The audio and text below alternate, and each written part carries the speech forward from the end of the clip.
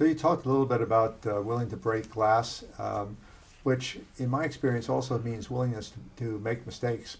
Um, the saying in Silicon Valley for many decades has been to fail fast and learn quickly. Um, have you made mistakes that you've actually been able to go back and correct and learn from those mistakes? I've made more mistakes than I can even count or remember. But the great thing about both Silicon Valley and technology at its core is you can rapidly innovate.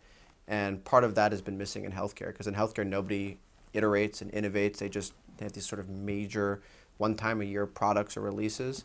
For us, we launch a new product every single week, try it, and 9 times out of 10 it fails. But you take the learnings from what worked and what didn't work, and you apply it to the next release and the next release and the next release. And that's how you can build something truly special.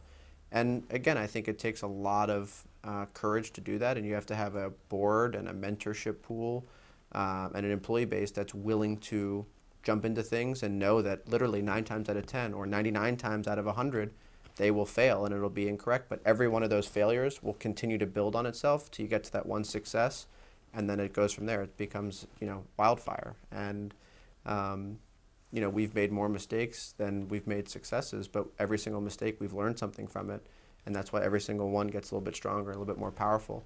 And those companies are the ones that always change the world, not the ones that have, you know, wild success from day one. I think those. I don't think you learn as much about companies or yourself, frankly, when you have wild success. You learn far more about yourself when you have a failure, and how you carry yourself after you pick yourself up, and how others receive you, and how you can start to learn from them. And it goes back to the questions and answers thing.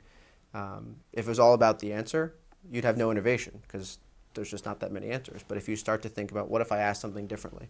What if I look at the world a little bit differently? You're going to break a lot of glass, but you're also going to be wrong more times than not. And you have to be okay with accepting that, and you have to have a strong pool of people that are willing to keep picking you back up and supporting you. And then when you get it right, you'll change the world.